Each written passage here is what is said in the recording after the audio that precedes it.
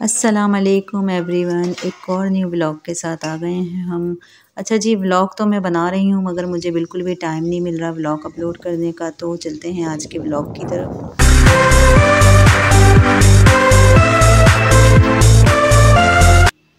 आज की सहरी में हम बना रहे हैं स्टू, और स्टू की रेसिपी भी साथ साथ हम आपसे शेयर करेंगे। तो स्टू में मैंने डाल दिया है सारा साबुत गरम मसाला, जितनी भी चीज़ें गरम मसाले की होती हैं, काली मिर्चें, लौंगे, इलायची विलायची सब चीज़ें मैंने इसमें डाल दी हैं। और इसमें मैंने डाला है अब टमाटर, लहसुन, अदरक बारीक बारीक कटा हुआ। और इसके बाद मैंने इसमें डाल दिया है साबुत धनिया। और जी, जो स्टू की जान है, इसके बगैर तो स्टू का मज़ा ही नहीं आएगा जब तक ये नहीं डलेगा। और अब हमने डाल दी हैं 8 से 10 साबुत मिर्चें। और जी अब हम इसमें डाल देंगे थोड़ी सी जो कुटी हुई मिर्चें, हाफ़ चम्मच मैंने इसमें डाला है, ज़्यादा नहीं डाली क्योंकि सारी मिर्चें इसमें डलेंगी तो मतलब इसका मिर्च मसाला अच्छे हो जाएंगे। और इसमें हमने जो है हल्दी डाली है, नमक डाला है, और साथ साथ जो है हम इसमें जो है ऑयल भी शामिल कर देंगे साथ ही। और इन सारी चीज़ों को मिक्स करके स्टू को हम पकने के लिए रख देंगे। तो साबुत मसाले मैंने इसमें सारे डाल दिए हैं, आपने देखा होगा सारे गरम मसाले साबुत डाले हैं, लहसुन अदरक भी साबुत डाला है। और जी कुटी मिर्चें डाली हैं, नमक डाला है, हल्दी डाली है, डिटेल से मैंने आपको बता दी है सारी चीज़ें। और देख सकते हैं स्टू हमारा जो है पानी इसका खुश्क हो चुका है। और जब बिल्कुल इतना कम इसमें पानी रह गया था तो इसके बाद मैंने एंड में प्याज शामिल करी है। प्याज को हमेशा स्टू जब भी बनाए एंड में डालें, साथ में कभी भी मतलब गोश्त के साथ जब आप पका रहे हो तो मसाले डाल के पकाएं। तो उसके बाद ही इसमें जब हाफ़ से भी हाफ़ पानी रह जाए कम मिकदार में, तो जब आप इसमें डालें प्याज, क्योंकि अगर आप इसको साथ में डाल देंगे तो सालन हमारा जो है स्टू का बहुत ज़्यादा मीठा मीठा सा हो जाएगा। अच्छा जी, हमने अब लास्ट में जब भुनाई कर रहे थे हमने इसमें से तेज़पत्ता निकाल दिया है क्योंकि उसकी अब हमें ज़रूरत नहीं थी। और हमने उसको निकाल दिया, उसका जो जायका वायका था वो सब उसमें आ गया है। और आप देख सकते हैं माशाल्लाह से हमने अपनी सहरी के लिए स्टू बना के रेडी कर लिया है। और मैंने काफ़ी टाइम के बाद बनाया है और बड़ा दिल भी चाह रहा था बच्चों का भी कि मम्मा आपने बहुत दिन से स्टू नहीं बनाया, और मेरे हस्बैंड की भी फरमाइश थी, तो इसी वजह से आज हमने स्टू बनाया और सबकी फरमाइश पूरी कर दी है। स्टू बनकर हमारा एकदम रेडी हो गया है माशाल्लाह माशाल्लाह। और कितनी प्यारी शक्ल आई है, कितना प्यारा लुक आया है। तो चलते हैं रोटियां बनाते हैं सहरी के लिए। और साथ साथ हमने चाय भी रख दी है बनने के लिए क्योंकि सहरी का टाइम हो चुका है और रोटियां भी बनानी है। और से पहले वैसे मैं ना सहरी में ज़्यादातर पराठे बनाती थी। ये पहला रमज़ान है कि जिसमें मुझे पराठे नहीं बनाने पड़ रहे, रोटियाँ बना रही हूँ, कोई भी नहीं खा रहा है। तो सब ये बोल देते हैं कि भाई रोटी बनाना। और ये देख सकते हैं आप माशाल्लाह से हमारी सहरी बनकर तैयार हो गई है। तो आज सहरी में हमने बनाया था स्टू और रोटी। और आज जुम्मा है, जुम्मे के लिए मैं अपना सूट पहले से लेकर आई हुई थी, तो ये मैं जो है रेडीमेड लाई थी, सिले सिलाई 2 पीस लेकर आई थी मैं 10 अपने लिए hours जल्द। later. और जी अब जो है जुम्मे की तैयारी भी हमने कर ली थी, जुम्मे की नमाज़ भी पढ़ ली थी और साथ साथ घर के काम भी करने थे। और हमारे मियाँ जी जो हैं ये सौदा वौदा मुझे ला के दिया था, जो हमारा सामान ख़त्म हो गया था घर का, लहसुन अदरक का।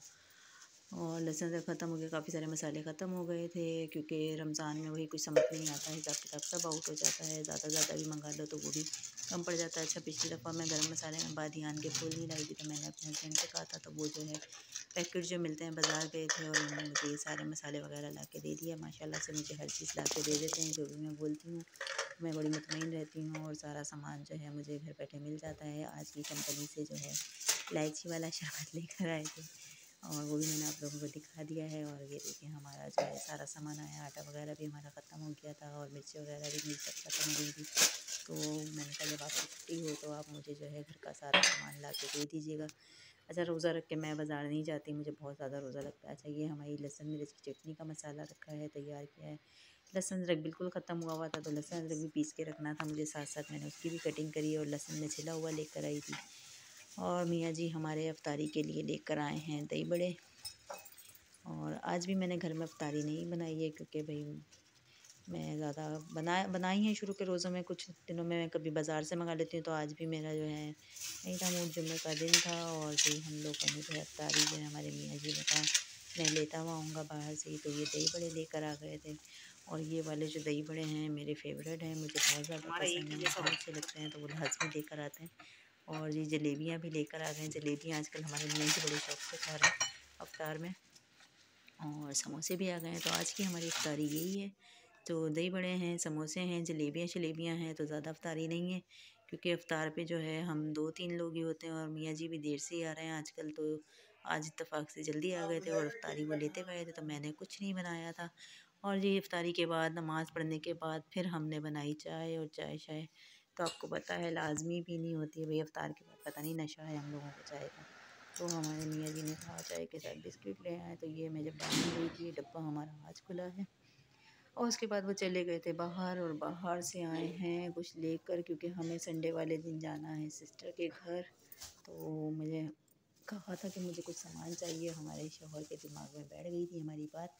और वाह भाई वाह, वो हमारे लिए जो है खुद से लेकर आए हैं, क्योंकि मुझे जो है ये पहनने थे और मेरे पास थे नहीं, और मुझे बहन के घर जाना है संडे वाले दिन, तो उनके यहाँ इफ्तार पार्टी है इस वजह से। और अच्छा भाई तौलिए भी ले आए हैं, तौलिए भी चाहिए थे मुझे घर के लिए, तो भाई ऐसे होने चाहिए हस्बैंड। अच्छा जी चाय पी, उसके बाद हस्बैंड जी आ गए थे सामान लेके कुछ, और फिर हस्बैंड ने मुझे कहा कि चलो बाहर चलते हैं, पार्क आ गए थे हम।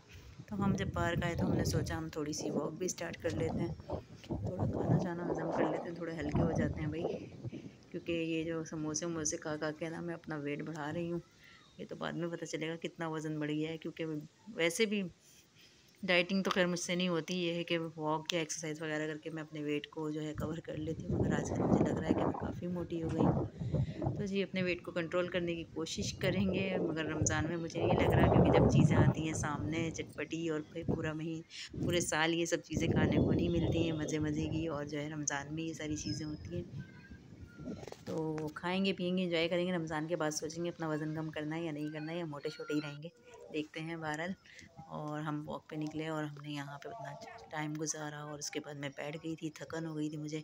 बहुत बड़ा पार्क है, मैंने तकरीबन यहाँ के 8 से 10 चक्कर लगाए थे, और मुझे बहुत ज़्यादा थकन हो गई थी। और उसके बाद जब मैं बैठी तो ये बत्तखें आ गई थी, और मुझे बहुत प्यारी लग रही थी माशाल्लाह से ये। और ये देख सकते हैं आप कितनी खूबसूरत है, इनका भी वीडियो बना लिया। और भाई अगर आज का ब्लॉग पसंद आए तो लाइक कीजिए, सब्सक्राइब कीजिए, दुआओं में याद रखिए। जज़ाकल्लाह, अल्लाह हाफ़िज़।